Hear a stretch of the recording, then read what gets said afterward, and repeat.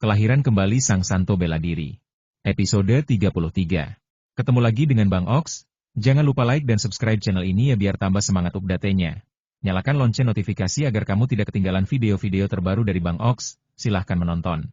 Akademi Hitam Putih di Kota Anchan. Tuan Liu Yun, Chen Jin, kembali ke kediamannya. Ia duduk sendirian, menyesap seteguk demi seteguk anggur.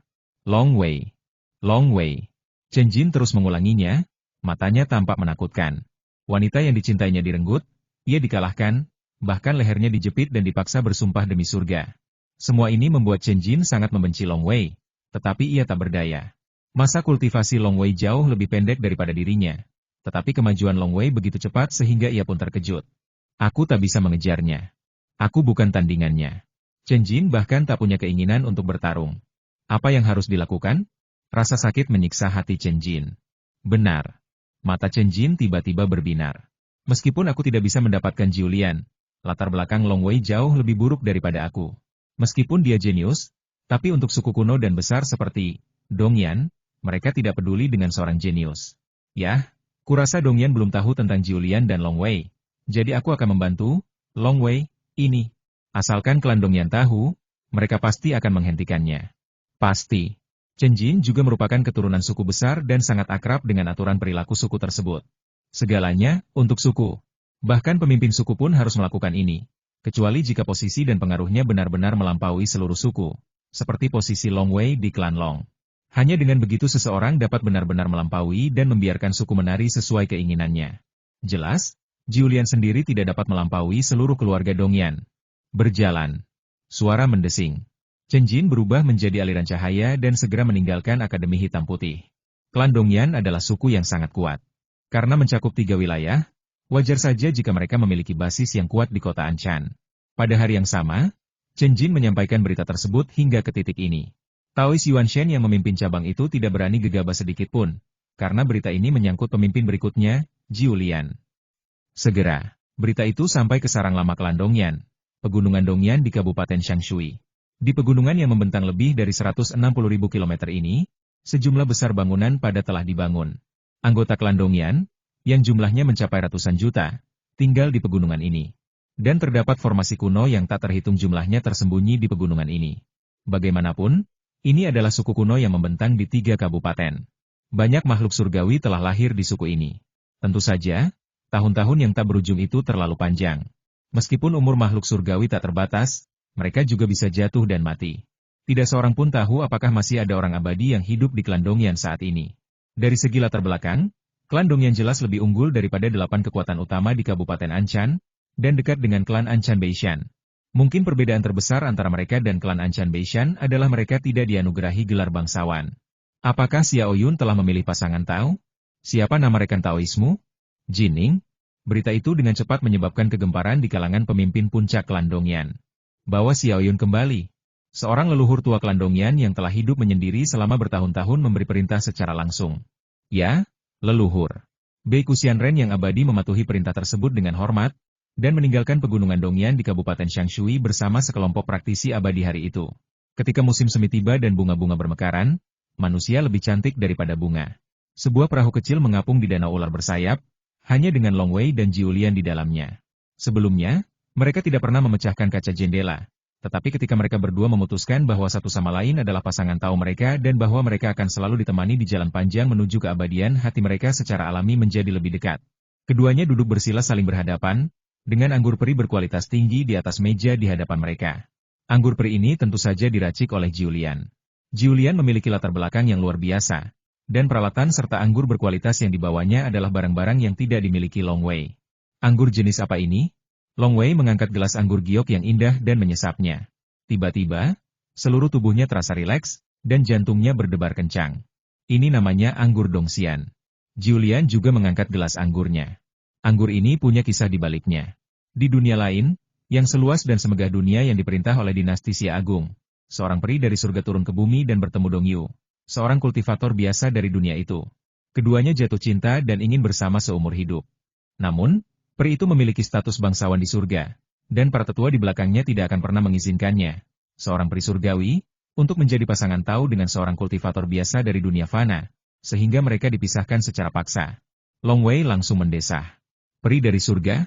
Seorang kultivator dari dunia fana? Kemudian, Dong Yu bersumpah untuk pergi ke surga dan mengambil kembali rekan taunya.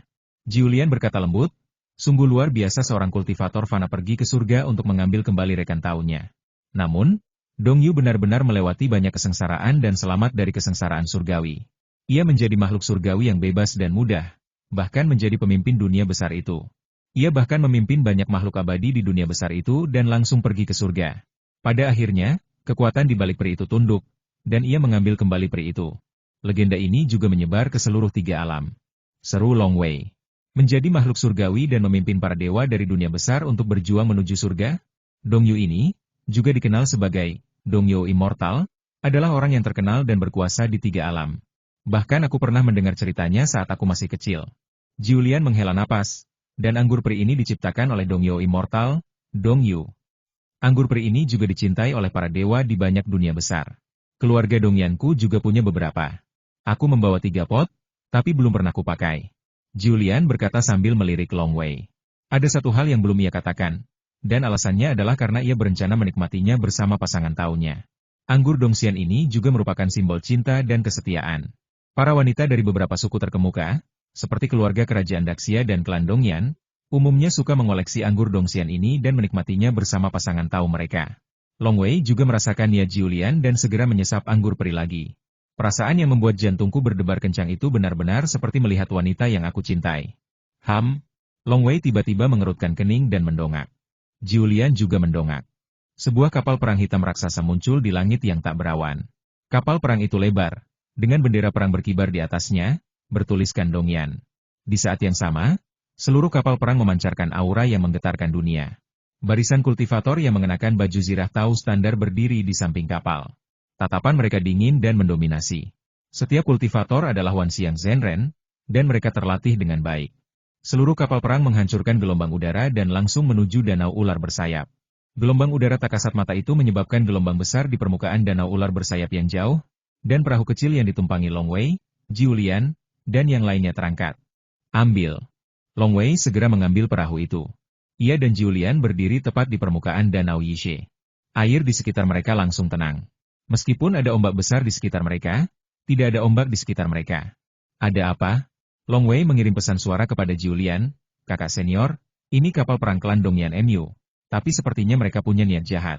Suku itu pasti sudah tahu tentang kita, tapi tidak banyak orang yang tahu tentang kita. Luo Qing sudah tahu hampir setahun yang lalu. Kalau dia memberitahu sukuku, mereka pasti sudah datang sejak lama. Mereka baru datang hari ini, aku khawatir Chen Jin yang bilang begitu.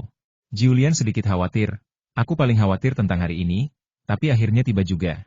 Long Wei menatap Julian. Kakak senior, kata Long Wei lembut. Akulah pemimpin klan Dongyan selanjutnya. Aku rasa aku bahkan tidak punya kuasa untuk menentukan pasangan tauku. Julian menatap Long Wei, jangan khawatir. Long Wei merasakan tekanan tak terlihat. Pada saat ini, Long Wei tiba-tiba mengerti mengapa Julian menyiapkan anggur Dongxian kakak senior juga ingin aku bersikap tegas. Kapal perang raksasa itu perlahan turun dan mendarat di danau ular bersayap, berhenti tepat di depan Long Wei dan Julian. Di hadapan kapal perang raksasa yang panjangnya lebih dari 1000 kaki ini, Long Wei dan Julian tampak sangat kecil. Wow! Haluan kapal perang mulai terpisah dan secara otomatis menurunkan lintasan lebar, yang langsung dibentangkan rata di permukaan danau. Seorang pria berjubah tau emas datang lebih dulu, diikuti 9 Taois dengan aura yang kuat, lalu sekelompok Taois berbaju besi. Kedatangan kelompok kultivator abadi ini, membuat langit dan bumi bergetar. Akan mudah bagi kekuatan seperti itu untuk menghancurkan sekte seperti Sue Longshan. Pemimpinnya adalah Beiku Immortal dari klan Dongyan kami. Di belakangnya ada 9 murid Tao Yuan Shen, dan di belakang mereka ada pengawal Xuan Ming dari klan Dongyan kami, yang semuanya berada di ranah Wan Xiang Zhenren. Julian menyampaikan pesan itu, dan di saat yang sama ia juga menyadari bahwa wajah Long Wei sedikit pucat. Long Wei, ada apa denganmu? Tidak apa-apa, kata Long Wei dengan suara rendah. Gelombang pikiran ilahi yang mengerikan tengah menghantam mereka. Dewa Beiku dan 9 Yuan Shen Tao di belakangnya melancarkan serangan spiritual mereka secara bersamaan. Bahkan Long Wei merasa sangat lelah. Ia diam-diam memvisualisasikan diagram Nua di lautan kesadarannya. Sebuah patung Nua muncul di lautan kesadarannya, memancarkan miliaran sinar cahaya, yang membuat jiwa Long Wei sangat stabil dan ia mampu menahan serangan bertubi-tubi. Beiku yang abadi, yang mengenakan jubah emas, sedikit mengernyit. Ia membawa sekelompok orang ke sini untuk mengintimidasi anak yang lahir di suku asli ini. Dampak dari pemikiran spiritual mereka meninggalkan kesan yang mendalam padanya. Namun, pemuda bernama Long Wei ini, yang baru berusia 20 tahun lebih, mampu menahan dampak dari pemikiran spiritualnya dan 9 muridnya. Tuan, semangat Long Wei ini sangat kuat. Mungkinkah dia seorang abadi yang bereinkarnasi? Sekalipun dia reinkarnasi abadi, apa gunanya dia bagi klan Dongyanku? Tanya Beiku, Dewa Abadi, dengan tenang melalui transmisi suara. Bahkan Akademi Hitam dan Putih memiliki beberapa orang abadi yang bereinkarnasi. Apa itu makhluk abadi yang bereinkarnasi? Mereka semua adalah orang-orang yang tidak memiliki harapan saat menjadi makhluk abadi duniawi atau makhluk abadi yang tersebar, sehingga mereka memilih untuk bereinkarnasi. Meskipun setelah reinkarnasi, mereka dapat berlatih lagi untuk menjadi makhluk abadi duniawi dengan lebih mudah. Tetapi jika mereka tidak berhasil di kehidupan sebelumnya, dapatkah mereka berhasil mengatasi kesengsaraan dan menjadi makhluk abadi surgawi di kehidupan ini? Long Wei berhasil menahan serangan pikiran spiritual lawan. Ketika pikiran spiritual lawan mundur, Long Wei menyadari bahwa orang yang datang itu berniat jahat. Xiao Yun. Bei Qianren bahkan tidak melihat Long Wei, tetapi menatap Julian, sudah waktunya untuk kembali. Apa kau tidak akan menunggu sampai aku menjadi roh primordial Tao sebelum kembali? Julian mengerutkan kening, kenapa kau ingin aku kembali secepat ini? Siapa yang memintaku kembali? Dia memiliki status yang sangat tinggi dalam suku tersebut, dan bahkan seorang yang abadi tidak memenuhi syarat untuk memerintahnya. Leluhur secara pribadi memerintahkanku untuk membawamu kembali, kata Beiku abadi dengan sungguh-sungguh. Leluhur? Julian tercengang. Di beberapa suku, terkadang ada sosok kuat yang statusnya lebih tinggi daripada pemimpin klan. Misalnya, status Long Wei di klan Long seperti ini. Statusnya melampaui pemimpin klan. Meskipun bukan pemimpin klan, dialah pemimpin yang sebenarnya. Dan di klan Dongyan, Patriark Dongyan adalah pemimpin sejati klan Dongyan. Ia adalah makhluk purba yang telah hidup dalam kurun waktu yang tidak diketahui. Tahun-tahun yang telah dijalaninya diukur dalam miliaran tahun. Untuk dapat hidup selama itu, ia tidak mungkin seorang yang abadi. Para pemimpin tertinggi klan Dongyan semuanya percaya bahwa leluhur tersebut pastilah makhluk surgawi, tetapi leluhur itu sendiri tidak pernah mengakuinya atau mempublikasikannya. Kekuatannya selalu menjadi misteri, tetapi beberapa kali dia bertindak. Orang-orang yang disebut abadi bahkan tidak memenuhi syarat untuk melawannya. Tak seorang pun bisa menolak kata-katanya. Ia telah lama hidup menyendiri dan jarang ikut campur dalam urusan suku. Tetapi begitu ia berbicara, semua orang patuh. Bagi Patriark Dongyan, memecat pemimpin suku hanyalah masalah sepatah kata, yang menunjukkan statusnya. Leluhur? Aku? Julian menggertakkan giginya. Alasan mengapa ia terpilih sebagai pemimpin berikutnya adalah karena leluhurnya. Leluhur itu sangat menyukainya dan menyayanginya.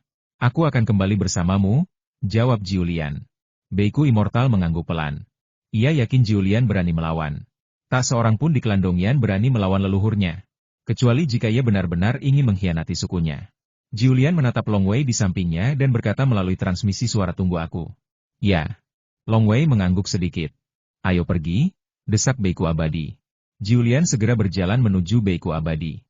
9 Taoisi Yuanshen dan sekelompok pengawal Xuan Ming dari klan Dongyan mengepung Julian dan berjalan menuju kapal perang. Beiku abadi menoleh dan menatap Long Wei. Lalu langsung bersuara, namamu Long Wei? Kurasa kau masih sadar dan sudah melihat dengan jelas. Xiao Yun bukan anggota suku biasa. Jika dia wanita biasa di klan Dongyanku, menikahinya saja tidak masalah. Tapi dia ditakdirkan untuk menjadi pemimpin klan Dongyanku selanjutnya, dan kau tidak pantas untuknya. Setelah mengatakan ini, dia menatap Long Wei dengan dingin. Lalu mengepung Julian dan langsung menaiki kapal perang. Julian memandang ke bawah ke arah kapal perang. Long Wei menatap ke arah danau. Tatapan mata kedua insan itu saling bertautan. Boom, riak-riak mulai muncul di ruang sekitarnya, dan seluruh kapal perang besar itu lenyap begitu saja. Long Wei menyaksikan Julian menghilang bersama kapal perang, merasa hampa sesaat. Tidak layak, gumam Long Wei pada dirinya sendiri, tetapi tatapannya menjadi lebih tegas. Pak! Ning Er. Sebuah senjata ajaib berdaun hijau terbang dari kejauhan, membawa Qiuye, Bai Shuize, dan King King. Mereka baru saja melihat adegan sebelumnya. Meskipun mereka tidak tahu isi percakapan karena jarak, mereka dengan jelas melihat Julian dibawa pergi. Tuan, apakah Anda baik-baik saja? Qiuye sangat khawatir. Bukan apa-apa. Para tetua suku kakak senior merindukannya dan ingin bertemu dengannya, kata Long Wei. Kabupaten Shangshui, Pegunungan Dongyan. Ini adalah sarang lama klan Dongyan, dan orang luar sama sekali tidak diizinkan masuk. Pada saat ini, sebuah kapal perang besar terbang memasuki pegunungan Dongyan di langit biru. Aku kembali. Julian memandangi pegunungan yang familiar dari kejauhan. Ini adalah kampung halamannya. Xiao Yun, ayo kita pergi menemui leluhur, kata Dewa Beiku. Julian mengikutinya dengan patuh. Tiba-tiba, awan muncul dari udara tipis, dan Dewa Beiku membawa Julian dan menunggangi awan, terbang langsung menuju area terlarang pegunungan Dongyan. Apakah leluhur tua itu benar-benar ingin menghentikanku? Pikir Julian dalam hati. Semasa kecil, leluhur tua itu sangat menyayanginya. Ia juga paling mengagumi leluhur tua itu dan paling mendengarkan kata-katanya. Wow!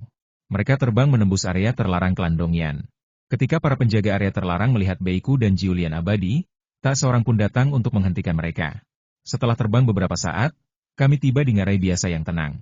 Ada sebuah sungai mengalir di ngarai itu, dan di tepi sungai seorang pria berpakaian biru sederhana tengah duduk santai sambil memancing. Leluhur, kata Beiku abadi dengan hormat.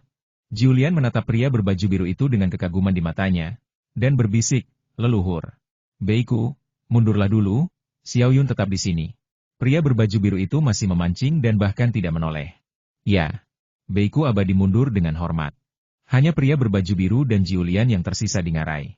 Julian sangat akrab dengan ngarai ini karena ia menghabiskan masa kecilnya di sana. Berkat dukungan leluhurnya, ia langsung ditunjuk sebagai pemimpin berikutnya tanpa perlawanan apapun. Xiao Yun. Pria berbaju biru itu menoleh dan melihat ke arahnya. Senyum tipis tersungging di wajahnya, yang membuat orang-orang merasa ramah. Ia tampak seperti orang biasa yang sedang memancing, tanpa sedikit pun aura seorang pria kuat. Namun, para dewa dari seluruh klan Dongyan bersikap hormat di hadapannya dan tidak berani menyinggung perasaannya. Leluhur. Julian tiba-tiba menjadi sedikit terkendali. Kudengar kau sudah memilih pasangan, kata pria berbaju biru itu sambil tersenyum. Apakah dia Long Wei? Ya. Julian mengangguk. Lupakan dia untuk saat ini, perintah pria berbaju biru. Julian cemas Grandmaster. Anda ingin saya menjadi pemimpin suku berikutnya. Tidak bisakah saya memilih pasangan tahu saya sendiri? Saya tahu bahwa klan Dongyan saya harus lebih kuat, dan pasangan tahu saya harus berasal dari keluarga kerajaan Daxia, atau keturunan langsung dari suatu suku bawahan.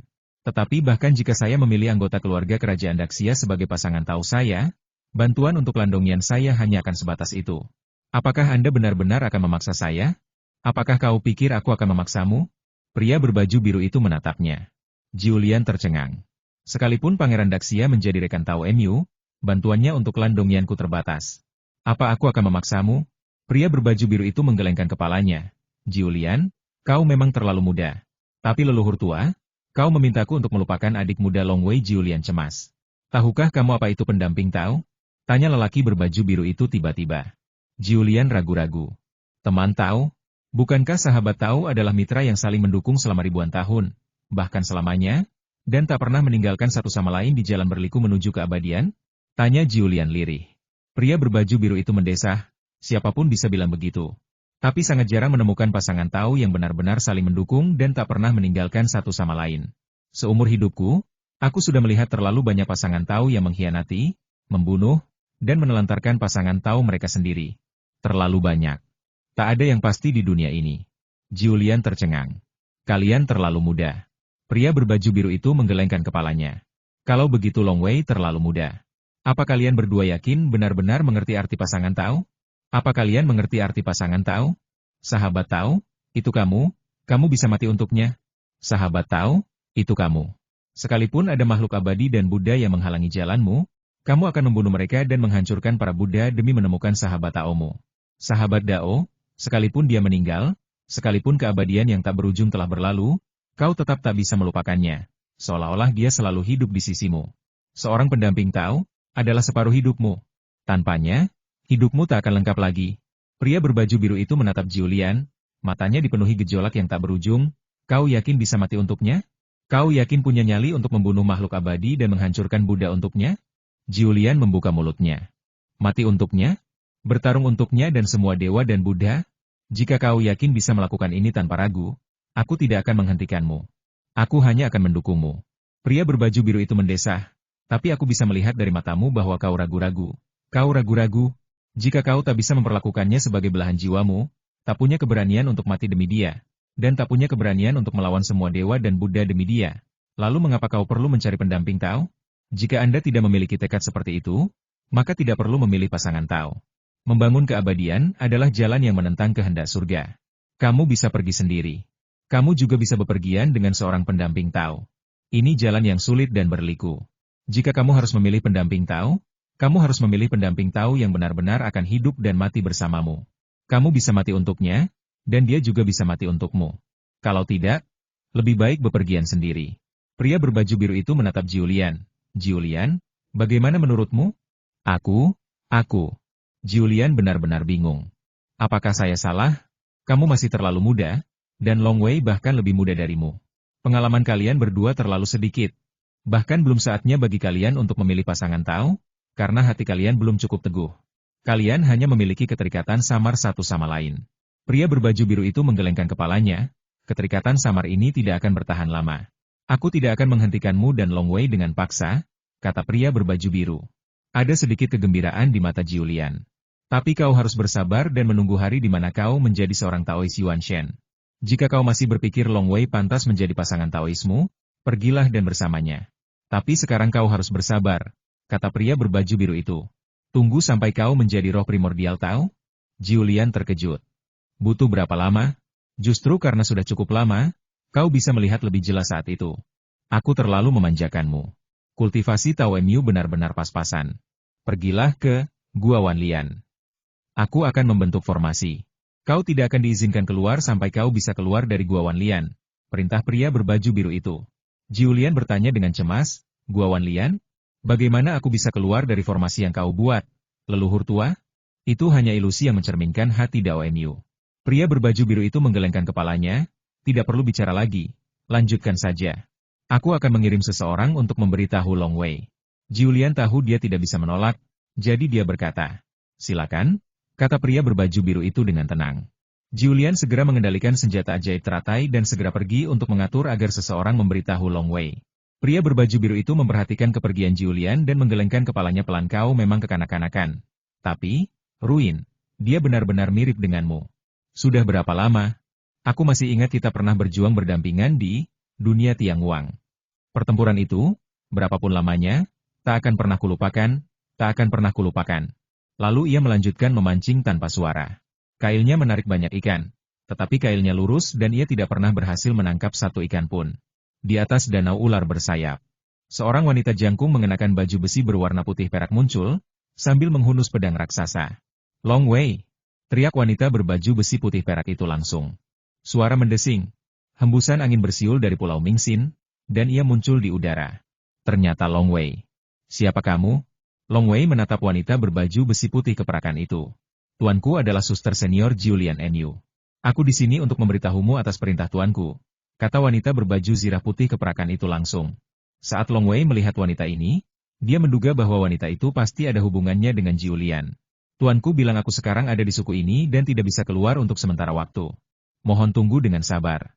Wanita berbaju zirah putih keperakan itu berkata dengan dingin, Tuan juga bilang dia berharap dia dan kamu, Long Wei, bisa memanfaatkan kesempatan ini untuk mempertimbangkan apakah kita terlalu terburu-buru dalam memilih pasangan Tao. Long Wei mengerutkan kening. Julian tidak bisa keluar dari suku? Apakah terlalu terburu-buru bagiku untuk mempertimbangkan memilih pasangan Tao? Apa artinya? Aku sudah menyampaikan pesannya. Setelah wanita berbaju perak itu selesai berbicara, ia langsung mengendalikan pedang raksasa itu, melesat cepat di udara, dan menghilang di ujung langit yang jauh. Long Wei kembali ke Pulau Mingxin dengan penuh keraguan, dan Qiu Ye menunggu dengan tenang di pantai. Ada apa, Tuan? Tanya Qiu Ye saat melihat Long Wei tanpa gelisah. Pria yang tadi adalah pelayan suster senior Julian. Long Wei mengerutkan kening dan berkata, saya diperintahkan oleh suster senior Julian untuk memberitahu beliau bahwa saya tidak bisa meninggalkan suku dalam waktu dekat. Beliau juga meminta saya untuk berpikir dengan tenang dan mempertimbangkan apakah saya terburu-buru dalam memilih pasangan Tao. Apa artinya ini? Karena saya sudah memilih pasangan Tao? Apa artinya terburu-buru? Baik di kehidupan sebelumnya maupun di kehidupan ini, Long Wei memang belum punya pendirian dalam hal hubungan antara pria dan wanita. Tuan, kata Qiu Yelian, saya rasa Suster Julian tidak mengatakan ini. Suster Julian memperlakukan Anda dengan tulus, jadi beliau tidak akan pernah mengatakan ini. Mungkin manajemen puncak keluarga Dongyan diam-diam memerintahkan pelayan itu untuk mengatakan ini agar Anda merasa tidak nyaman. Jika Anda menyerah atas inisiatif Anda sendiri, maka mereka akan berhasil memisahkan Anda. Ya, mata Long Wei berbinar. Kau benar. Aku khawatir ini memang rencana mereka. Klan Dongyan benar-benar tidak ingin melihat Julian dan aku bersama. Qiu Ye tidak dapat menahan senyum ketika melihat semangat juang Long Wei bangkit kembali. Selama Long Wei bahagia, dia akan bahagia. Di hari-hari tanpa Jiulian, Long Wei masih tinggal di Danau Yishe. Ia yakin bahwa apa yang Jiulian katakan kepada orang lain adalah hasutan Dongyan. Jadi, Long Wei sama sekali tidak meragukan ide Jiulian, dan Long Wei masih menahan amarahnya, ingin mengejutkan Dongyan yang bermata sipit itu. Oleh karena itu, Long Wei juga sangat rajin selama berada di Danau Ular Bersayap. Saya sering memahami ilmu pedang saja. Kadang-kadang, saya pergi ke cabang Ying Long Wei untuk menjalankan beberapa misi, memburu penjahat yang dicari, dan memburu beberapa monster besar yang menyebabkan masalah. Kadang-kadang, dia akan pergi ke Istana Air setiap 2 atau 3 tahun untuk mendapatkan pencerahan di Istana Bintang. Ia sering berbaring di atas perahu kecil dan hanyut di Danau Ular Bersayap. Saat itulah pikirannya paling damai. Dalam sekejap mata, hampir 9 tahun telah berlalu. Long Wei, yang telah membunuh banyak penjahat kuat, kini jauh lebih terkenal. Ini hari tahun baru. Long Wei berdiri di balkon tempat lentera-lentera merah digantung, memantulkan salju tebal yang masih turun di luar di tengah gelapnya malam. Tuan, makan malam sudah siap. Qiu Ye berjalan mendekat. Long Wei menatap Qiu Ye di sampingnya. Meski hampir 9 tahun telah berlalu, penampilan Qiu Ye masih sama seperti sebelumnya. Namun, berkat bakatnya, terlepas dari obat ajaib yang diberikan Long Wei, Qiu Ye masih terperangkap dalam kesempurnaan bawaan dan belum mencapai Purple Menshan. Terutama karena kurangnya ranah Tao, Long Wei seringkali secara pribadi membimbing Qiu Ye. Dengan bimbingan Long Wei, Qiu Ye telah membuat kemajuan pesat. Saya khawatir dalam beberapa tahun, dia akan bisa memasuki Purple Menshan. Bakat Kingxi jauh lebih buruk daripada Qiu Ye. Long Wei mendesah. Kingxi adalah adik Chun Chao. Ia bersumpah di depan makam Chun Chao bahwa ia akan mengajari Kingxi dengan baik. Ia juga berusaha sebaik mungkin. Kingxi baru saja mencapai tingkat makhluk bawaan, tetapi pemahamannya tentang Tao berkembang terlalu lambat. Kingxi tahu harapannya tipis. Jadi dia meminta Long Wei untuk membawanya ke kota Anshan karena dia telah tinggal di Danau Yishe sejak kecil dan belum pernah melihat banyak hal, dan dia sangat ingin melihat kota Anshan yang legendaris.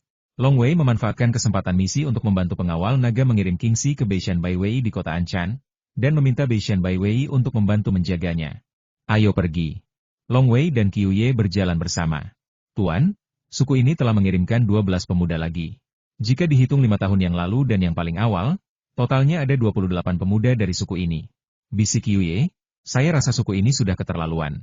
Tuan, Anda harus menghabiskan banyak waktu berlatih, jadi kapan Anda akan punya waktu untuk mengajar para pemuda itu? Long Wei tersenyum dan berkata, anak-anak muda itu masih sangat lemah. Ilmu pedangmu sudah cukup maju. Ikuti instruksiku dan pergilah untuk mengajari mereka. Aku, Qiu Ye terkejut. Jangan remehkan dirimu sendiri, perintah Long Wei, tunggu sampai salah satu dari mereka menerobos ke alam Xiantian. Lalu bawa dia kepadaku. Ayo, kita makan malam bersama. Hari ini malam tahun baru. Malam tahun baru adalah hari paling bahagia sepanjang tahun. Namun, tak seorang pun dari keluarga Kou, salah satu dari 6 mantan kekuatan utama di Anshan, bisa tertawa. Pemimpin klan baru Kou Huai membelai tembok kuno, mengamati setiap batu bata dan genteng, serta mengamati rumput liar di halaman. Ini rumah keluarga Kouku, kata Kou Huai sambil mengelus dinding dengan suara serak, matanya merah.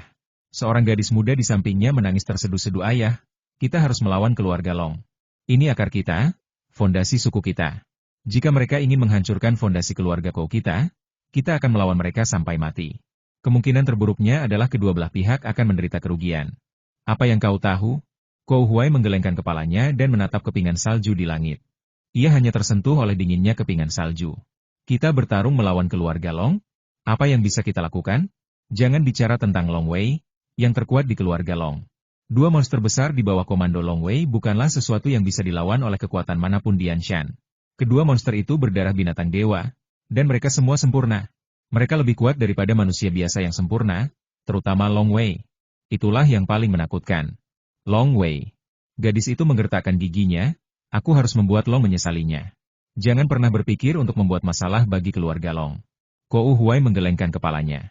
Banyak kultivator abadi dan iblis yang sangat jahat dan menakutkan yang berkeliaran di Kabupaten Anshan tewas di tangan Long Wei. Terutama salah satu kultivator abadi yang jahat, Master Merpati Beracun, Jiu Qifan. Master Merpati Beracun berhasil melawan roh primordial Tao dan kemudian melarikan diri. Tetapi ia tetap tewas di tangan Long Wei. Aku khawatir tak lama lagi Long Wei ini akan menjadi roh primordial Tao. Untuk suku sekuat ini, apa masalahnya jika mereka menduduki seluruh pegunungan Yanshan? Klan Kou kita sangat lemah. Jika kita tidak bermigrasi, kita akan terus-menerus ditekan oleh klan Long dan akhirnya dihancurkan. Jika kita bermigrasi sekarang, kita bisa bertahan hidup dan berkembang biak di tempat lain. Belum lagi, Keluarga Long baik hati.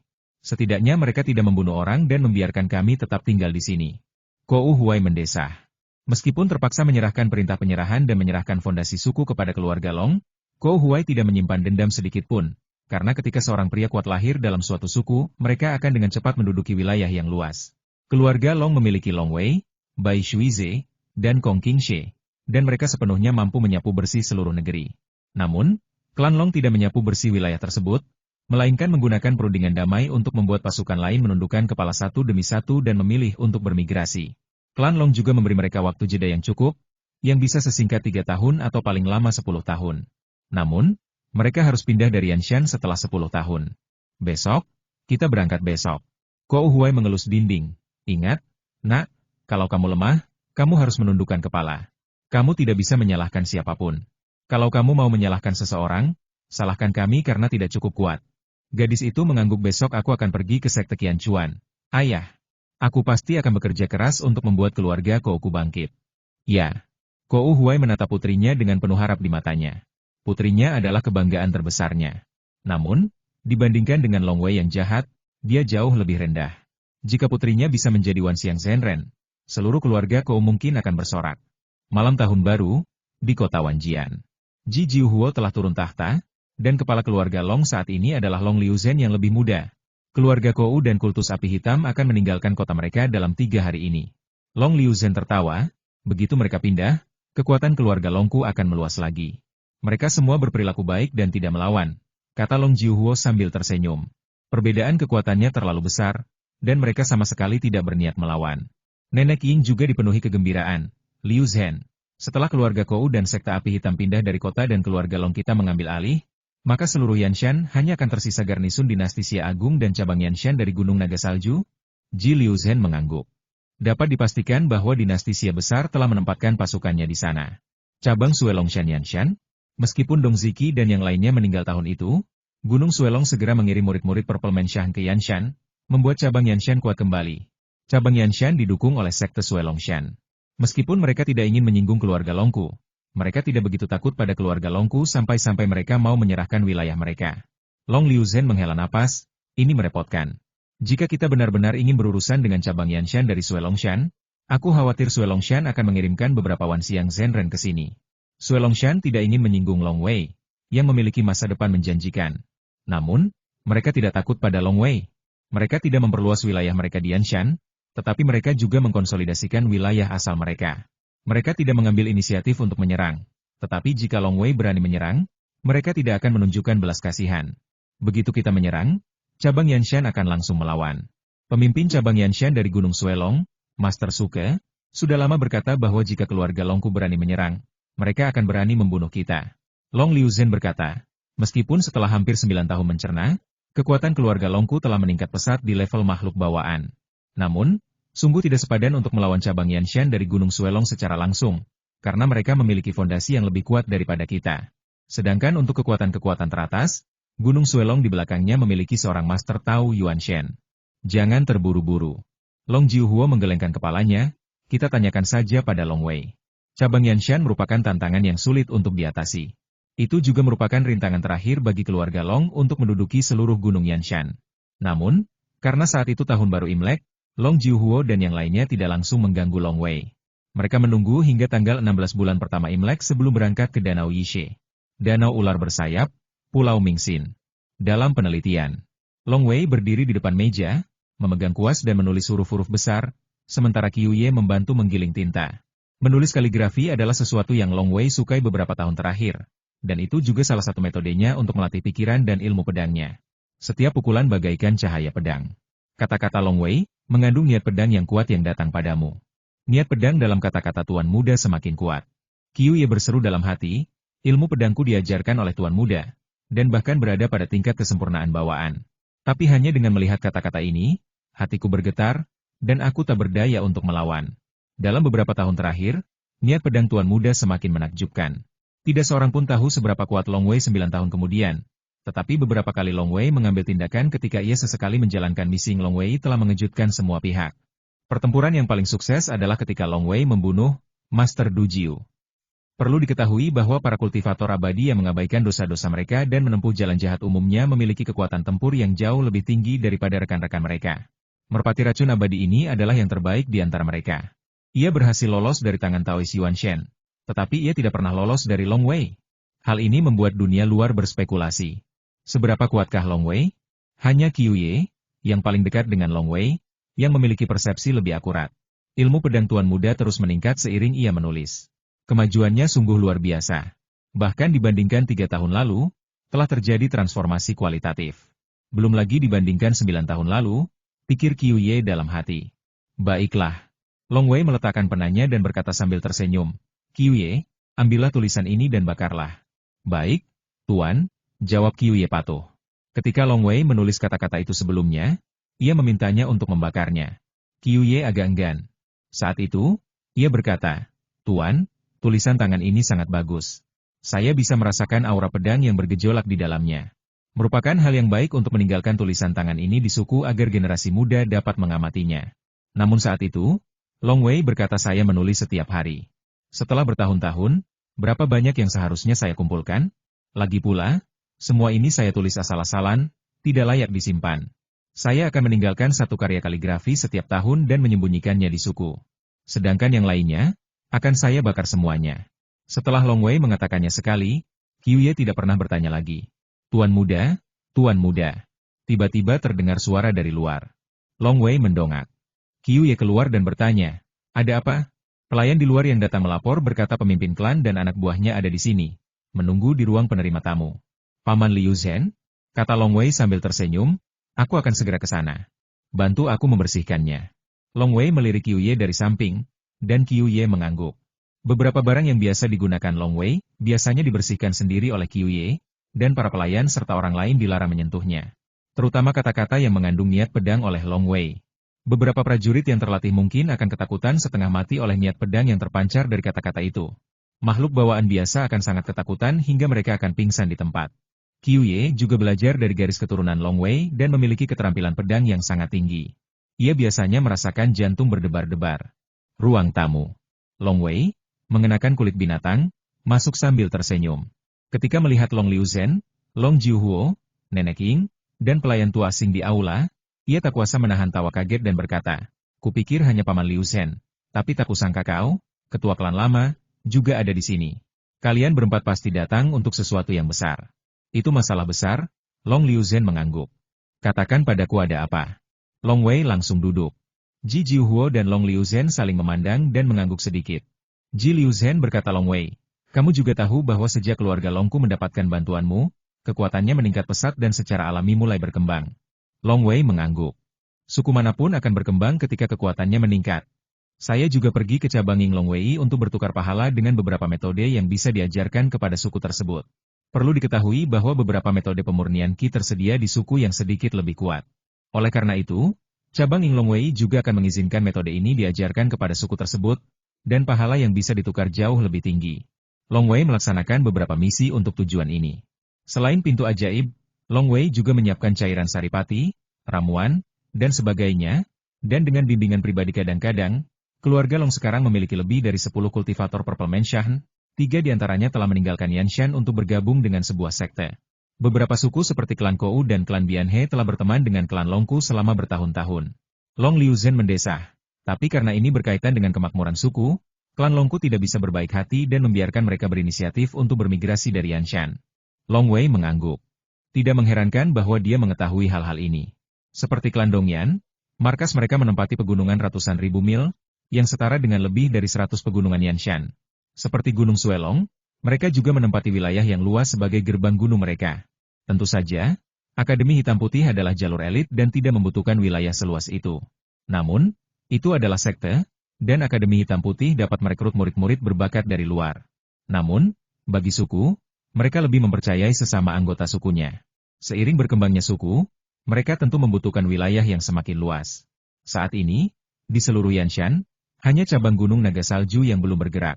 Long Liu Zhen berkata, kekuatan lain telah bergerak satu persatu, tetapi cabang Gunung Naga Salju Yanshan, yang mengandalkan Gunung Naga Salju di belakangnya, telah mengabaikan keluarga Longku. Mereka juga secara terbuka mengatakan bahwa jika keluarga Longku berani menyerang, mereka akan berani membunuh. Jelas bahwa mereka selalu siap berperang. Meskipun keluarga Longku memiliki fondasi yang lebih kuat dalam beberapa tahun terakhir, cabang Gunung Naga Salju Yanshan terus-menerus didukung oleh sekte di belakangnya. Jika terjadi perang sungguhan itu akan sangat sulit bagi keluarga Longku. Long Wei mengerti dan mengerutkan kening. Apakah cabang Yanshan ini begitu bodoh dalam hal maju dan mundur? Mereka mengira klan Longku tidak akan berani melawan mereka, jadi mereka mengirim utusan untuk menemuiku, mengatakan bahwa mereka tidak akan berkembang, tetapi mereka juga tidak akan bermigrasi. Sikap mereka sangat keras. Long Liuzhen menggertakkan gigi dan berkata, saat itu klan Longku lemah, Dong Ziki memimpin cabang Yanshan dan mengancam klan Longku, bahkan ingin menghancurkan klan Longku. Sekarang setelah mereka tahu bahwa kau, Long Wei, tidak mudah diganggu, mereka bilang mereka tidak akan berkembang. Bukan berarti mereka tidak akan berkembang. Mereka hanya tidak punya kekuatan untuk berkembang. Bila seseorang lemah, mengatakan bahwa dirinya tidak akan berkembang hanyalah sikap membenarkan diri sendiri. Ketika cabang Yanshan kuat, bukankah mereka perlahan-lahan menyusup dan memperluas wilayahnya? Mereka berubah dari orang luar menjadi kekuatan terkuat di Yanshan. Long Wei, menurutmu apa yang harus dilakukan klan Long kita sekarang? Long Liuzhen menatap Long Wei, keputusan kita sekarang memengaruhi seluruh klan. Kita tidak boleh mengabaikannya sedikit pun. Cabang Yanshan ini benar-benar melebih-lebihkan kemampuannya sendiri. Cabang kecil berani melakukan ini. Long Wei mengerutkan kening dan berkata langsung, saya akan menulis surat. Paman Liuzhen, Anda bisa mengirim seseorang untuk mengantarkannya ke cabang Yanshan. Juga, jangan membuka surat ini setelah Anda menggulungnya. Saya akan memberikan beberapa batasan. Oke. Long Liuzhen mengangguk. Long Wei segera mengeluarkan kertas kulit binatang dan menulis surat. Ji Jiuhuo, Nenek Ying, Long Liuzhen, dan pelayan tua asing semuanya menonton dari samping, dan wajah mereka berubah setelah melihatnya. Ini tidak terlalu banyak, kan? Long Jiuhuo merasa khawatir. Jangan khawatir, kata Long Wei tenang, aku benar-benar tidak menganggap serius Gunung Suelong. 9 tahun. Tentu saja, Long Wei paling tahu kekuatannya sendiri. Hanya butuh 4 tahun baginya untuk memahami 3 jurus pertama pedang 3 kaki. Kini 9 tahun telah berlalu, dan dengan istana air. Long Wei telah melewati lantai 4 kuil Dewa Perang dan memilih sebuah harta karun dari aula harta karun. Kekuatan Long Wei kini jauh lebih hebat daripada 9 tahun yang lalu. Menerobos Gunung Naga Salju, itulah fondasi gerbang gunungnya. Entah berapa banyak trik tersembunyi di sana. Bahkan makhluk abadi pun tak berani menerobos masuk tanpa izin. Aku tak cukup kuat sekarang. Tapi di luar, tanpa restu dari banyak formasi di gerbang gunung, aku sungguh tak takut pada Yuan Shen Tao dari Gunung Naga Salju, gumam Long Wei dalam hati. Gunung Suelong memiliki pendukung, dan pendukungnya adalah klan Anchan Beishan. Kekuatan di Kabupaten Anchan pada umumnya akan bergabung dengan klan Anchan Beishan, atau bergabung dengan cabang Ying Long Wei. Namun Long Wei juga punya pendukung. Dia memiliki hubungan yang lebih dekat dengan klan Anchan Beishan, dan memiliki guru abadi di Ancai di belakangnya. Malam itu, kota Suelong di Yanshan adalah satu-satunya kota di cabang Yanshan, Gunung Suelong.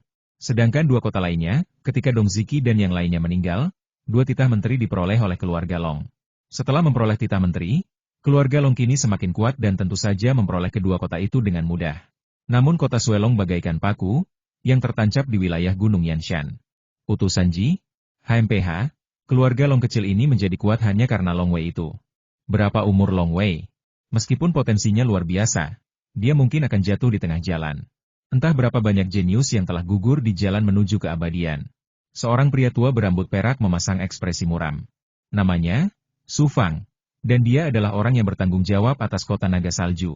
Cabang Yanshan kini dikuasai oleh keluarga Su, klan yang relatif kuat di Gunung Suelong. Wan Xiang Zhenren sendiri memang banyak, tetapi kematian Zhenren Suli membuat keluarga Su geram. Ketika sekte Gunung Suelong sedang mempersiapkan orang-orang untuk pergi ke cabang Yanshan, Su mengajukan diri. Namun kemajuan Long Wei begitu menakjubkan sehingga pemimpin sebenarnya dari keluarga Su di Gunung Suelong, Master Suke, begitu takut hingga ia kembali ke sekte tersebut, meninggalkan hanya kultivator Purple Menshan Su Fang untuk mengambil alih. Lagi pula, bagi Long Wei, membunuh Wan Xiang Zhenren seperti membunuh ayam. Jadi Zhenren Su tentu saja tidak berani mengambil risiko. Hanya ketika sesuatu yang penting terjadi, Su Fang akan mengirim pesan kepada Zhenren Suke di sekte. Su Fang, ini surat tulisan tangan dari Tuan Mudaku untukmu, kata seorang pria tua jangkung dan kekar dengan dingin. Di aula utama. Su Fang duduk di aula utama, bersama 3 kultivator Purple Menshan lainnya di sampingnya. Tuan muda Anda? Su Fang tidak repot-repot memarahi pihak lain karena bersikap kasar. Ia terkejut dengan kata Tuan muda. Satu-satunya Tuan muda yang langsung memberinya surat tulisan tangan adalah Long Wei, legenda danau ular bersayap. Tiga biksu Purple Menshah lainnya di aula juga ketakutan. Mereka mungkin meremehkan Long Liu Zhen dan yang lainnya, tetapi mereka masih takut pada Long Wei yang legendaris dari danau ular bersayap dari lubuk hati mereka. Ambil. Pria tua dari keluarga Long itu langsung melemparkan surat itu. Su Fang mengulurkan tangan untuk mengambilnya. Dan ketiga biksu lain di dekatnya juga mendekat. Membuka gulungan kulit binatang. Niat pedang yang berasal dari teks di atas pertama kali membuat Su Fang dan tiga orang lainnya gemetar di dalam hati mereka, dan kaki mereka menjadi lemah. Keluarga Su cabang Yanshan, kalian punya waktu 10 hari untuk keluar dari Yanshan. Kalau sampai saat itu kalian belum pindah, jangan salahkan aku karena bersikap kejam. Kalimat itu terdengar biasa saja, tapi penuh tirani. Biasanya, keluarga Long dan cabang Yanshan berdebat, tapi tak pernah ada substansinya. Namun, surat tulisan tangan Long Wei tak memberi ruang untuk bermanuver. Anda harus pindah dalam waktu 10 hari. Kalau tidak saya akan mengambil tindakan. Ini. Su Fang melotot dan meraung. Ini bahkan tidak menganggap serius Gunung Naga Saljuku. Laporkan ke sekte segera, laporkan ke sekte segera. Begitu kata-kata itu terucap. Wah, pembatasan pada kulit binatang menyulut api antara langit dan bumi, dan kulit binatang itu langsung terbakar dan berubah menjadi abu. Tidak ada sepatah kata pun yang tersisa. Su Fang dan 4 kultivator Purple Menshah lainnya dari cabang Yanshan menggertakkan gigi karena marah. Ketika mereka melihat tulisan di kulit binatang tadi, mereka bisa merasakan aura pedang datang ke arah mereka. Dan bahkan kaki mereka pun lemas ketakutan. Mereka tahu bahwa wilayah mereka terlalu rendah, dan mereka tidak dapat memahami aura pedang yang mendalam yang terkandung dalam tulisan itu. Jika tulisan pada kulit binatang itu dilihat oleh para pemimpin puncak Gunung Naga Salju, mereka seharusnya dapat menyimpulkan kekuatan Long Wei. Tetapi jelas bahwa Long Wei sangat berhati-hati dan tidak memberi mereka kesempatan apapun. Saya sudah membawakan surat Tuan Muda, jadi saya tidak akan tinggal lebih lama lagi. Utusan keluarga Long itu berbalik dan berjalan keluar dengan terang-terangan. Su Fang dan yang lainnya dari cabang Yanshan hanya menyaksikan utusan itu pergi. Apa yang harus dilakukan? Lalu Long Wei dari danau ular bersayap telah mengeluarkan ultimatum. Apa yang harus kita lakukan? Mereka saling memandang dengan ketakutan di mata mereka. Ketika mereka melihat tulisan di kulit binatang itu, mereka tahu bahwa kekuatan Long Wei telah mencapai tingkat yang jauh melampaui mereka, dan dia mungkin bisa membunuh mereka dengan satu gerakan. Perbedaan kekuatan yang sangat besar ini membuat mereka berada di bawah tekanan yang sangat besar. Apapun yang terjadi, Long Wei, danau ular bersayap, mudah baginya untuk membunuh Wan Xiang Zhenren. Kita tidak bisa menghadapinya. Kita harus melapor ke sekte. Ya, kita harus melaporkannya ke sekte. Kakak ketiga, Yanshan kita terlalu jauh dari Gunung Suelong. Kita tidak punya cukup waktu untuk sampai ke Gunung Suelong hanya dalam 10 hari. Jadi kita tidak bisa melaporkannya secara detail.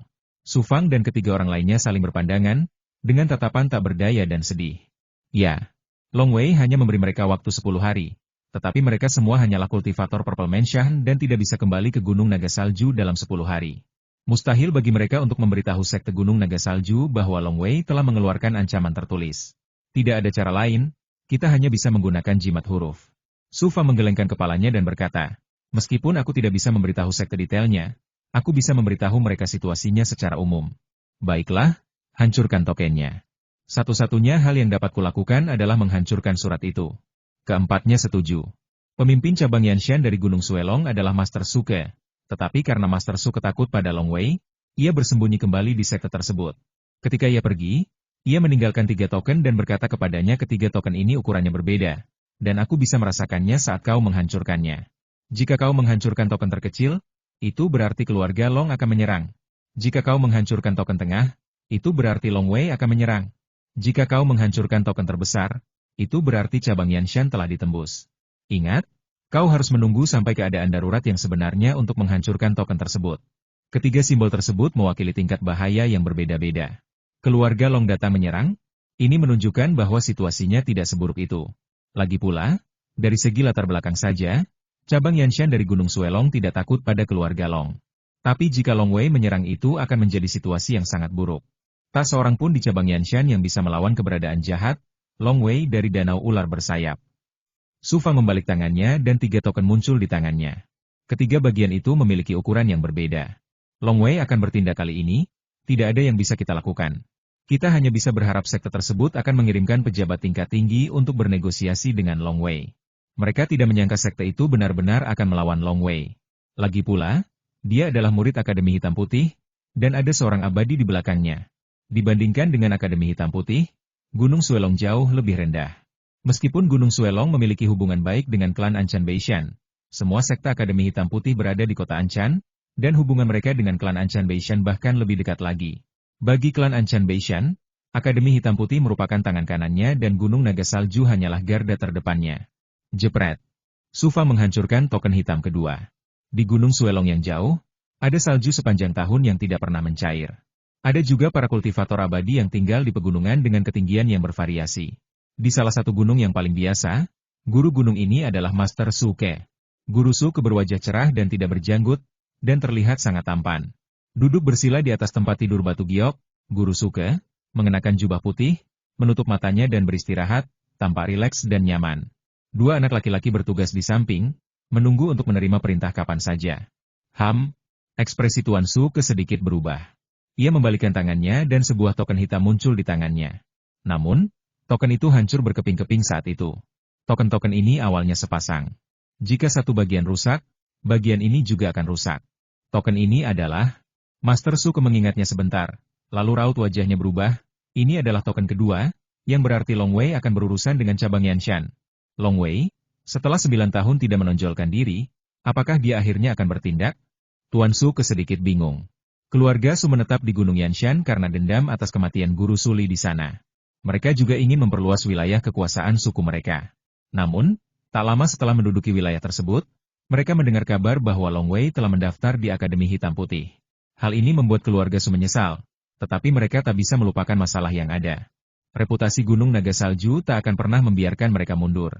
Namun seiring berjalannya waktu, ketenaran Long Wei semakin meningkat. Tuan Suke sangat ketakutan sehingga ia bersembunyi kembali di sekte, hanya menyisakan 4 kultivator rumah ungu, termasuk Su Fang. Bahkan jika keempat kultivator rumah ungu itu mati, itu tidak akan menjadi kerugian besar bagi keluarga Su. Long Wei akhirnya akan bergerak. Apa yang harus kita lakukan sekarang? Meskipun keluarga suku memiliki beberapa Wanxiang Zhenren, aku khawatir bahkan jika mereka bergabung, mereka tidak akan mampu mengalahkan Long Wei. Dia monster yang bahkan Zhenren Dujiu pun bisa bunuh. Zhenren Suke berpikir cepat, tidak ada cara lain. Aku hanya bisa pergi menemui guru. Ada 3 Tao Yuanshen di Gunung Suelong, yaitu Tao Sueyu, Tao Hanyang, dan Tao Naga Hitam. Mereka masing-masing menduduki 3 puncak tertinggi, dan guru dari Master Suke adalah Taoi Sueyu. Di sekte elit seperti Akademi Hitam Putih, murid generasi kedua akan lebih sopan dan tidak sombong saat berinteraksi dengan murid generasi ketiga.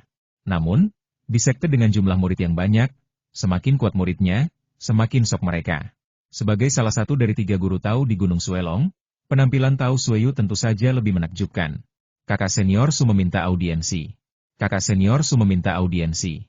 Pertama, anak laki-laki yang menjaga gunung itu pergi melapor, kemudian salah satu dari 99 biksu laki-laki dan 99 biksu perempuan Purple Menshan pergi melapor, dan akhirnya, seorang Wanxiang Zhenren yang melayaninya secara pribadi pergi melapor.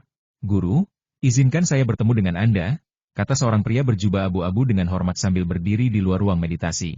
Baiklah. Sebuah suara tenang terdengar dari ruangan yang sunyi itu.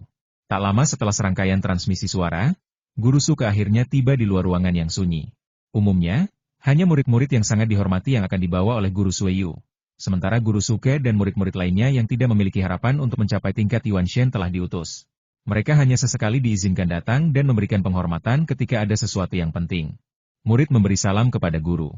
Guru Suke berlutut dengan hormat di luar ruangan yang sunyi. Di luar ruangan, salju turun. Guru Suke, mengenakan jubah putih, berlutut di atas salju putih, sungguh pemandangan yang indah. Mencicit. Pintunya terbuka. Seorang Taois tampan berjubah bulu berjalan keluar, rambut hitamnya tergerai dan ada sedikit senyum di mata sipitnya. Dia adalah Taoi Sueyu, salah satu dari 3 raksasa Gunung Naga Salju. Taoi Sueyu memiliki satu kesamaan penting saat menerima murid, mereka harus tampan. Ia sendiri mencintai kecantikan, begitu pula murid-muridnya. Baik Suki yang sedang berlutut maupun pria berjubah abu-abu di sampingnya, mereka semua memiliki paras yang sangat rupawan. Ada apa? Tanya Taoi Sueyu dengan tenang.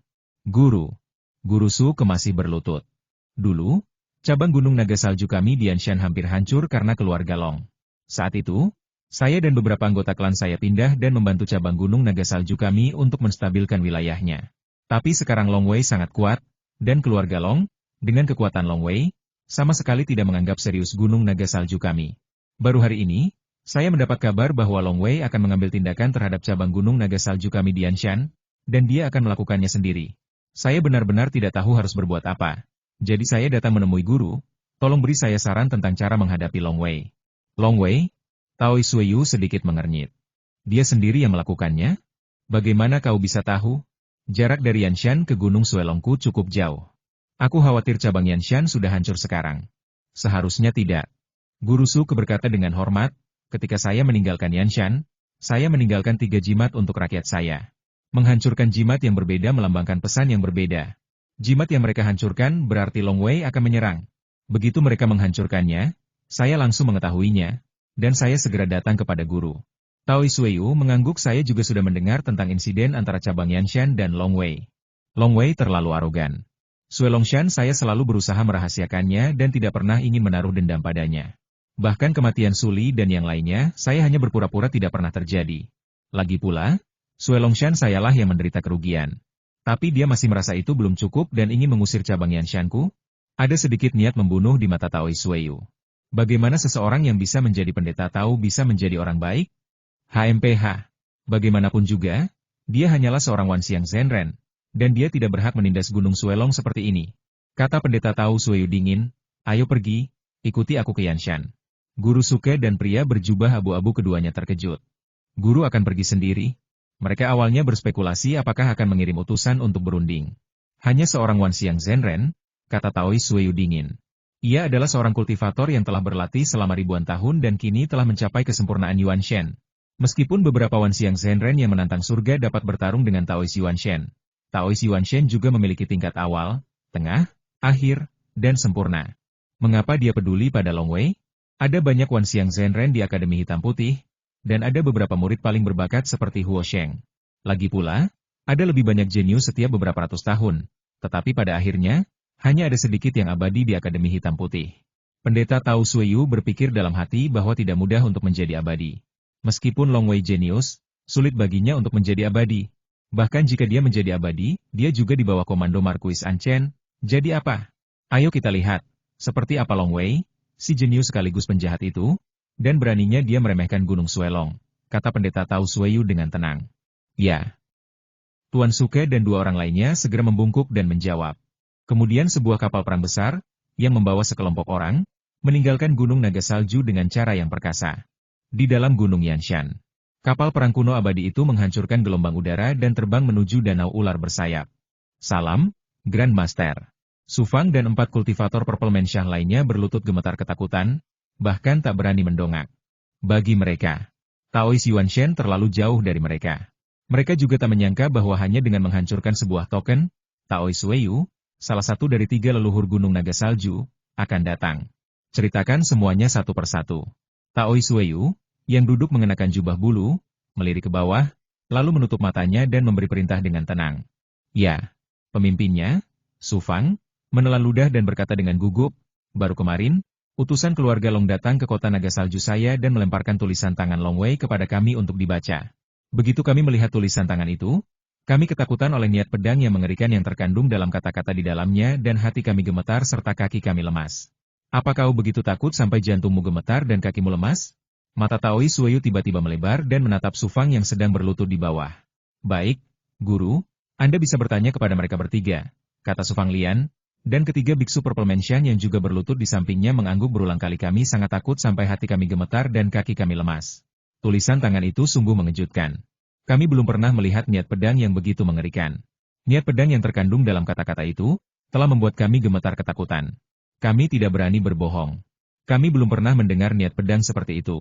Ini ditulis oleh Long Wei dari Winged Snake Lake sendiri. Satu demi satu berkata. Hal ini membuat Taoi Sueyu mengerutkan kening dan berteriak, tunjukkan padaku surat tulisan tangan itu. Su Fang Lian berkata surat tulisan tangan itu dilarang.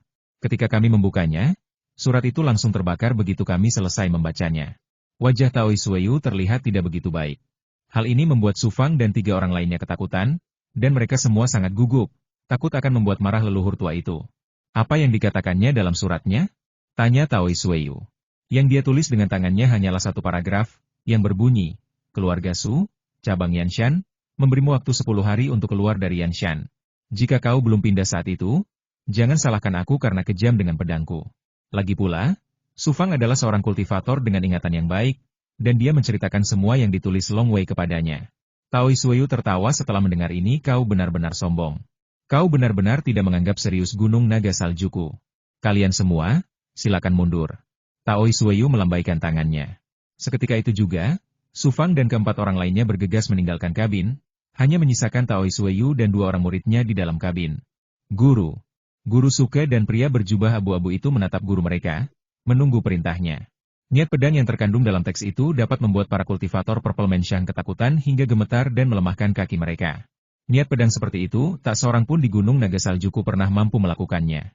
Taoi Sueyu mengangguk pelan, kudengar Long Wei pandai menggunakan pedang. Sekarang tampaknya dia memang luar biasa. Tapi bagaimanapun juga, dia hanyalah manusia sejati 10.000 gajah, dan senjata sihir yang dia gunakan paling-paling hanyalah senjata sihir tingkat bumi tingkat atas. Pendeta Tao Sueyu memiliki keyakinan penuh. Sebagian besar Yuan Shen Tao yang dikalahkan oleh Wan Xiang Zhenren berada pada tahap Yuan Shen awal dan tengah. Dan jiwanya sempurna. Setelah berlatih selama ribuan tahun, sebagai salah satu dari 3 leluhur sebuah sekte, senjata sihir yang ia gunakan semuanya adalah harta karun kelas atas di antara senjata sihir surgawi. Belum lagi aspek lainnya, Yuan Li dan senjata sihir paling dasar saja sudah cukup untuk menekan Long Wei. Belum lagi Yuan Huo yang lahir secara alami di tubuhnya. Belum lagi ia juga memelihara air surgawi yang lebih tinggi daripada iblis dingin. Pergi dan lihatlah si jenius pedang ini.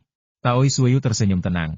Aku benar-benar penasaran, kenapa dia berani menindas gunung naga salju kita seperti ini? Apa dia benar-benar berpikir bisa berbuat sesuka hatinya hanya karena dia murid Akademi Hitam Putih? Di Pulau Mingxin di Danau Yishe. Dalam penelitian, Long Wei melakukan sesuatu yang hampir setiap hari dilakukannya menuli. Qiu Ye di sampingnya membantu menggiling tinta. Long Wei memegang kuas dan menulis goresan demi goresan. Menulis adalah semacam kesenangan baginya, semacam latihan untuk hatinya, dan sebuah pengalaman kendo. Ledakan. Pikiran ilahi yang menghancurkan hampir seketika menyebar ke seluruh danau ular bersayap dan langsung menyapu seluruh pulau Mingxin. Dor! Jiwa Long Wei bagaikan karang di antara bebatuan, dan pikiran-pikiran suci yang menghancurkan langsung dibubarkan olehnya. Teman tahu yang mana? Long Wei berkomunikasi langsung melalui indera spiritualnya. Kesadaran spiritual? Sepertinya dunia luar meremehkanmu, Long Wei. Kau memiliki kesadaran spiritual di usia semuda ini. Kau pasti reinkarnasi dari seorang abadi. Kesadaran spiritual lain juga menyadari bahwa ia tidak memiliki kelebihan dalam hal jiwa, dan mulai berbicara dengan Long Wei. Kesadaran spiritual Long Wei langsung melakukan serangan balik. Teknik mengguncang Tuhan, kesadaran ilahi yang melonjak bagaikan gelombang yang bergulung, menghancurkan dan menghantam jiwa Taoi Sueyu di atas danau ular bersayap. Dor! Meskipun Taoi Sueyu telah berlatih selama ribuan tahun, Long Wei telah mencapai tingkat kesadaran spiritual lebih dari 10 tahun yang lalu. Selama 10 tahun terakhir, ia tidak pernah malas memvisualisasikan diagram Nua, dan kemajuan spiritualnya sangat pesat. Kini, pikiran spiritual Long Wei dapat menyebar hingga hampir 1000 mil, yang berada di luar jangkauan kebanyakan Taoi Yuan Shen. Setidaknya, Taoi Sueyu lebih rendah daripada Long Wei dalam hal kekuatan spiritual. Kesadaran spiritualnya hanya bisa menyebar dalam radius 600 mil. Qiu Ye, berkemaslah, aku akan keluar dan melihatnya, kata Long Wei. Baik, Tuan. Qiu Ye mengangguk sebagai jawaban. Sebuah kapal perang abadi kuno melayang di langit di atas danau ular bersayap. Di atas kapal perang itu, banyak kultivator abadi mengelilingi seorang pendeta Tao berjubah bulu. Sosok itu tak lain adalah Taoi Sueyu. Ekspresi Taoi Sueyu sedikit berubah saat itu. Jelas ia merasa sedikit tidak nyaman setelah terkena teknik pengguncang jiwa Long Wei. Namun, perbedaan jiwa mereka tidak terlalu besar, sehingga dampak tabrakan ini juga kecil. Long Wei yang luar biasa.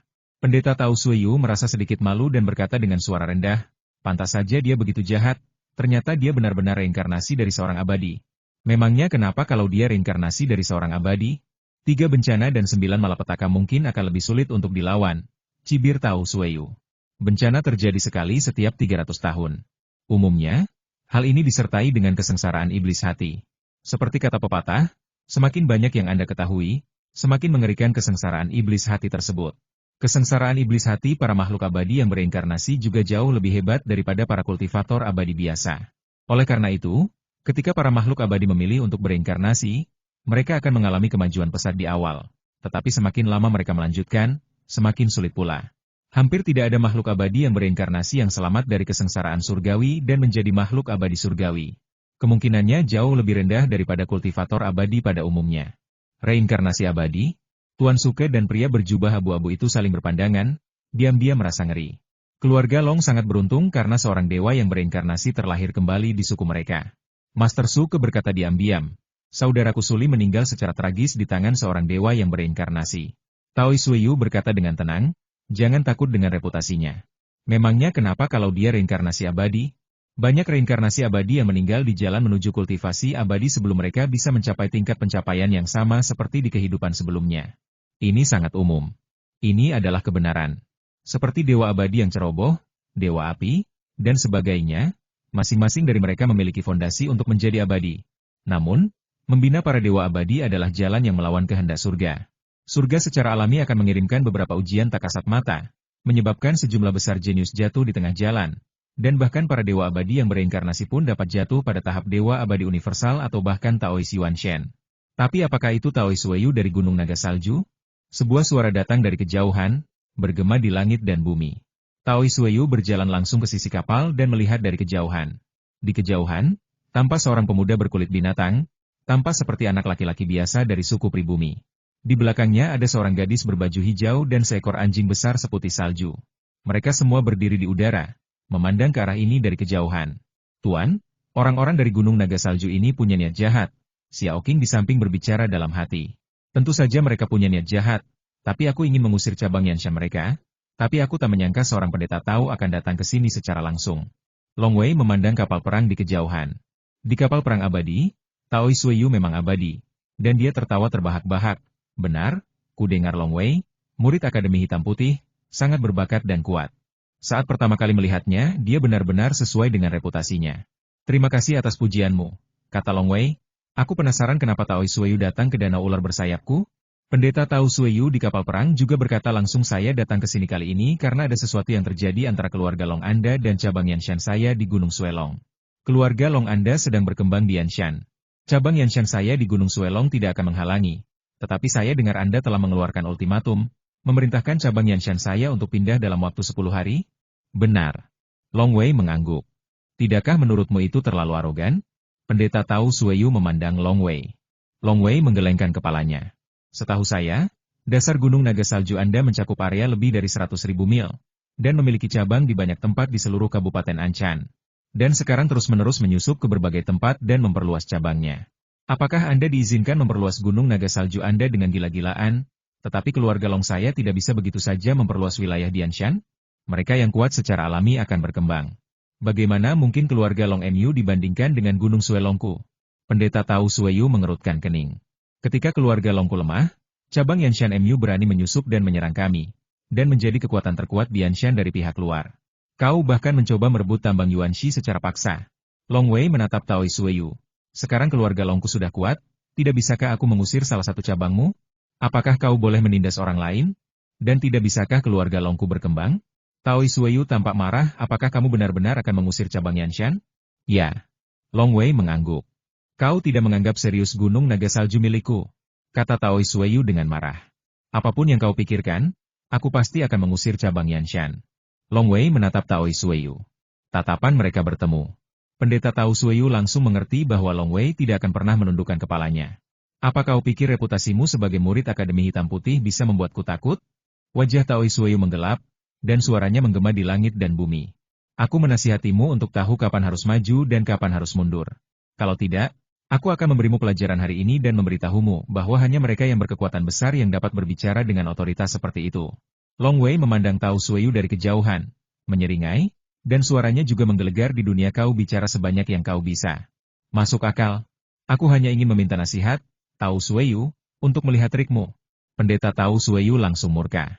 Kau tak tahu batas kemampuanmu sendiri, teriak Tao Sueyu dengan marah, bagaikan murka dewa petir. Langit dan bumi di sekitarnya mulai berubah warna. Aku akan melakukan apapun yang kau mau. Silakan, kata Long Wei dingin. Taoi Sueyu mengendalikan awan dan terbang langsung ke udara, menghadap Long Wei di kejauhan. Xiao Qing, Paman Bai, kalian berdua pergilah ke tempat yang jauh dulu. Long Wei pun menasihati. Pertarungan ini adalah kompetisi antara dirinya dan Taoi Sueyu, jadi Paman Bai dan Xiao Qing tidak perlu ikut campur. Ning Er, hati-hati, Bai Shuize menasihati. Guru, hajar habis Taois tua itu. Xiao Qing mengepalkan tinjunya dengan penuh harap. Meskipun ia tidak tahu persis kekuatan Long Wei, ia tahu bahwa Long Wei jauh lebih kuat daripada saat mereka bertemu di gunung penjara dan alam liar besar. Taoi Sueyu dan Long Wei saling berhadapan di udara. Pertarungan yang seru. Ada keterkejutan di mata Guru Suke dan pria berjubah abu-abu. Saudara Lu, beraninya Long Wei melawan guru? Guru Suke tidak pernah menyangka Long Wei begitu sombong dan tidak menghormati guru. Guru adalah orang dengan Yuan Shen yang sempurna. Terlebih lagi, Sekte Gunung Suelong kami membantu kami dengan segenap kekuatannya. Beliau dianggap sangat kuat di antara para Taois Yuan Shen. Gila, benar-benar gila. Pria berjubah abu-abu itu juga menggelengkan kepalanya tak percaya. Apa Long Wei ini pikir dia bisa mengalahkan Tuan? Tuan bukan salah satu pendatang baru yang baru saja memasuki alam Yuan Shen. Tuan telah berada di alam Yuan Shen selama ratusan tahun. Fondasinya sangat kokoh dan dia telah lama membangun reputasi yang hebat. Kedua Wan Xiang Zhenren sangat terkejut. Belum lagi para biksu Purple Man Shah di kapal perang. Sekelompok besar kultivator Purple Man Shah di Gunung Naga Salju semuanya terkejut dan bingung. Long Wei benar-benar berani menantang leluhur, Taoi Suiyu, yang begitu agung dan perkasa di mata mereka. Dia hanya sedang mencari nyawanya sendiri. Aku akan melakukan apa yang kau inginkan. Tolong.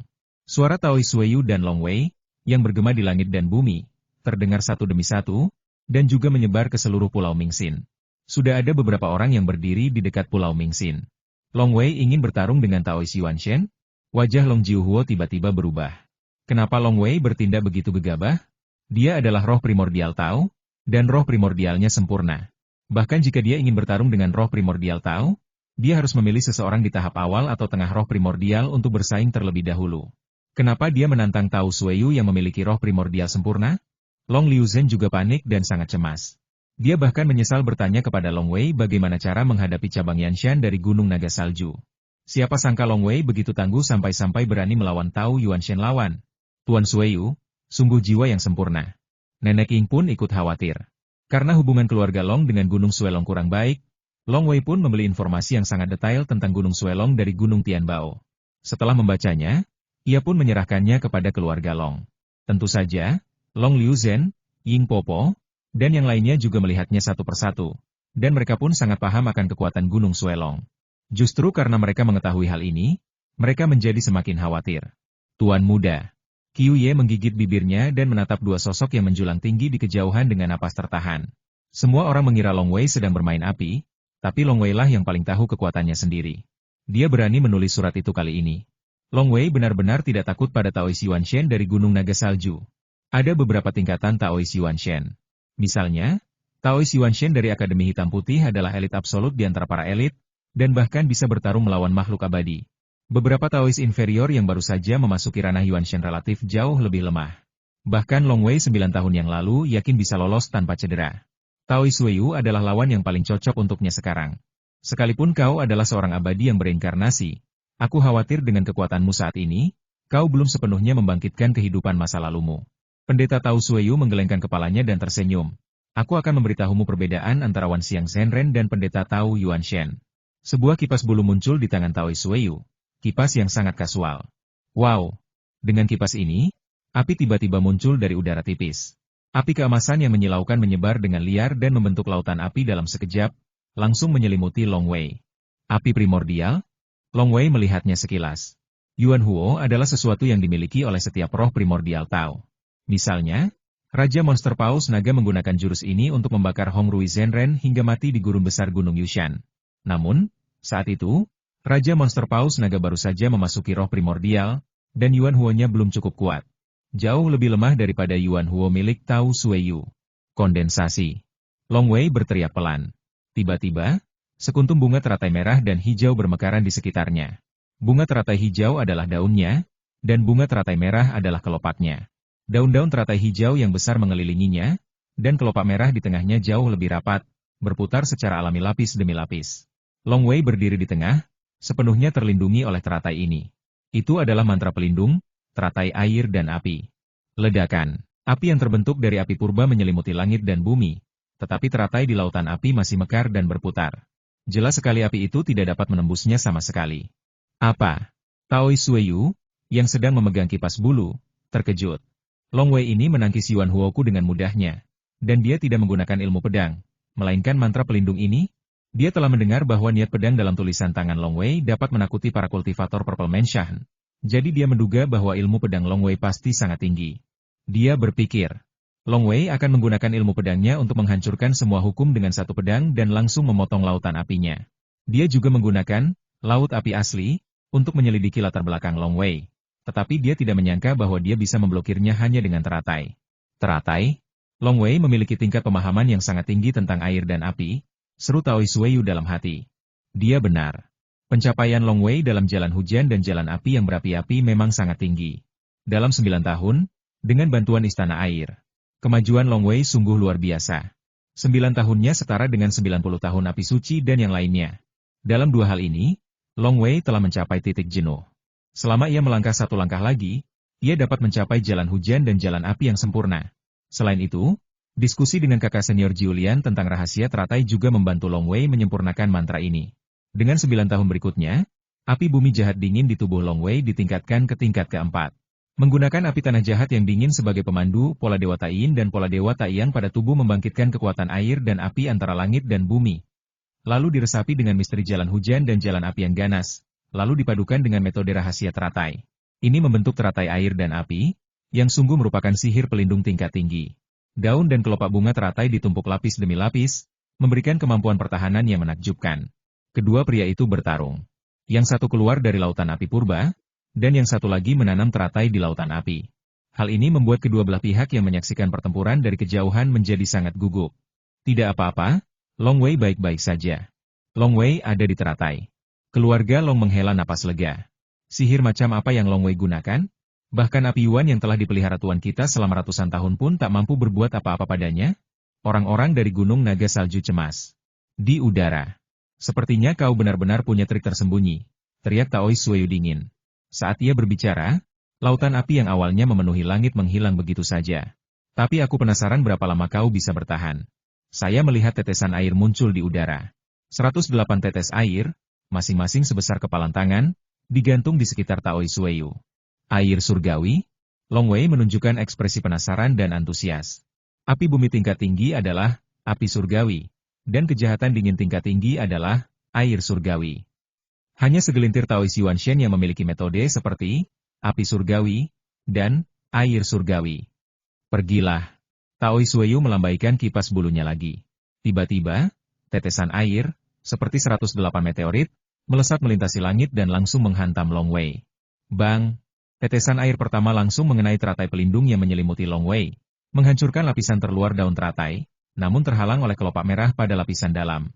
Kekuatan yang dahsyat. Long Wei merasakan dampak yang mengerikan. Teratai air dan apinya saat ini mampu menyapu bersih sebagian besar Wanxiang Zhenren, dan bahkan dengan mudah menahan Yuan Huo sebelumnya. Namun, ia dihancurkan hingga mencapai kondisi ini oleh setetes air surgawi ini. Saya khawatir setetes air surgawi ini cukup untuk membunuh seorang kultivator Wanxiang sempurna rata-rata. Hua sejumlah besar tetes air langit jatuh. Long Wei tidak berani mengandalkan teratai air dan api untuk melawan. Pergi berkeliling. Long Wei memegang pedang Beiming di masing-masing tangannya. Saat pedang itu berkilat, tetesan air yang jatuh dengan momentum yang dahsyat tiba-tiba mulai berputar mengikuti cahaya pedang, dan semuanya tertarik olehnya. Cahaya pedang itu seperti air, mengaduk tetesan air dari langit. Pendeta Tao Sueyu di kejauhan terkejut. Pedangnya tampak sederhana, tetapi menyimpan misteri yang luar biasa.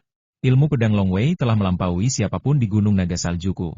Tampaknya satu-satunya cara adalah menggunakan kekerasan untuk menekan orang lain. Taoi Sueyu tak berani ragu.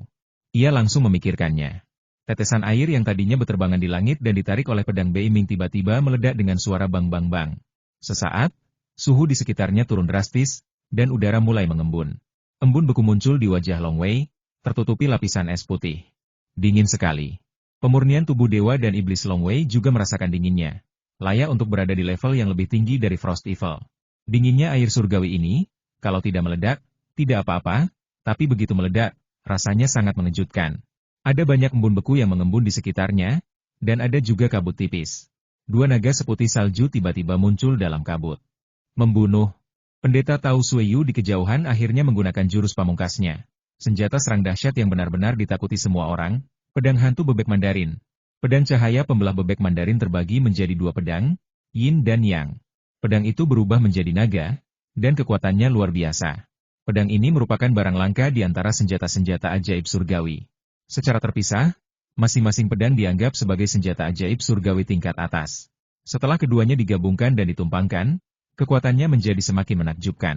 Guru telah memanggil pedang pemecah cahaya bebek Mandarin. Itu pedang spektroskopi bebek Mandarin. Long Wei begitu kuat sehingga dia bisa memaksa tuan kita menggunakan pedang spektroskopi bebek Mandarin.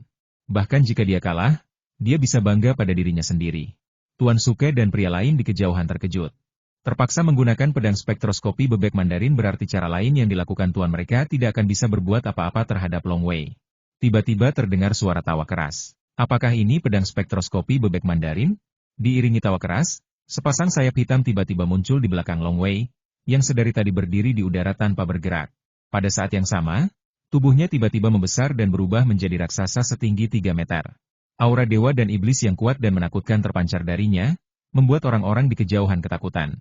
Kekuatan sihir. Itu adalah kekuatan magis yang mengendalikan langit dan bumi.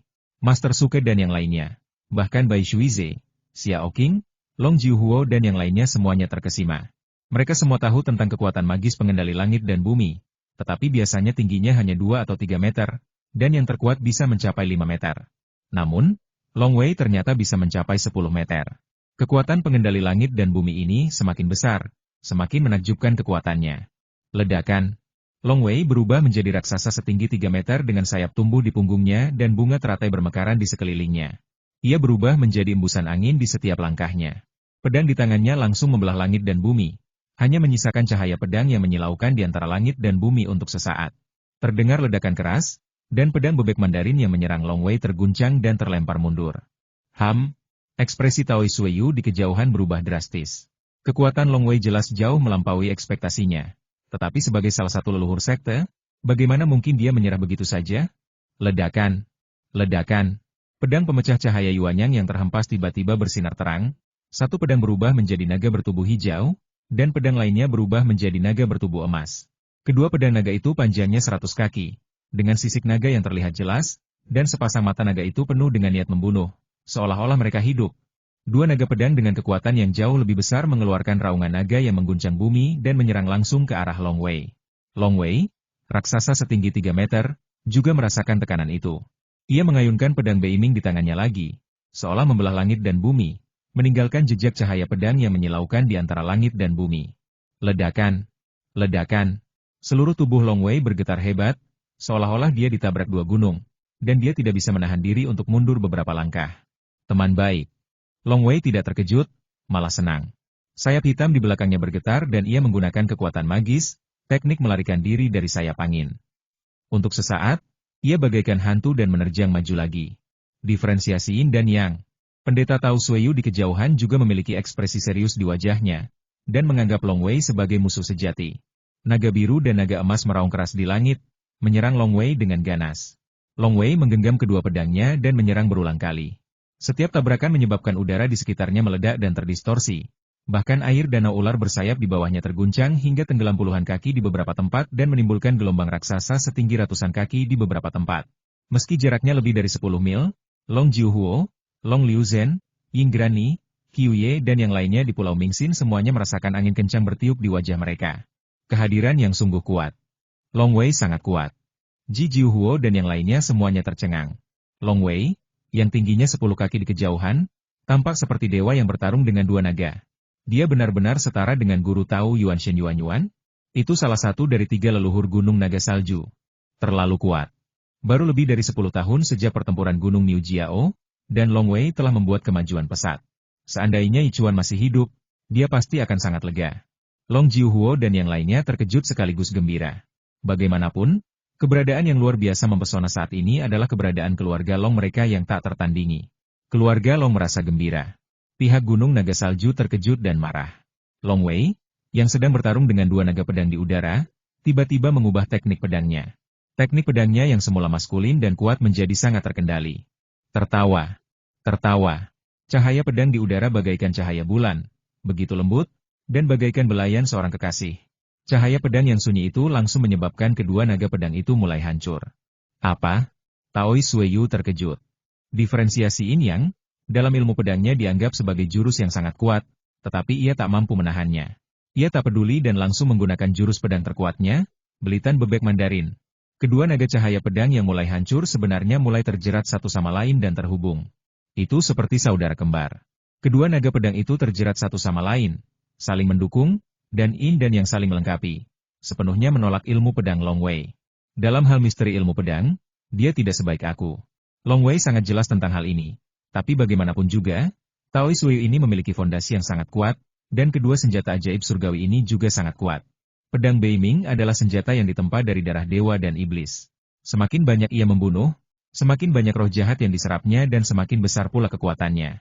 Namun, selama 9 tahun ini, Long Wei tidak membunuh banyak orang. Pedang Beiming hanya setara dengan pedang tingkat bumi kelas atas, dan masih jauh lebih rendah daripada pedang Mandarin Dak Feng Wang. Keunggulan dalam ilmu pedang diimbangi oleh kelemahan dalam senjata.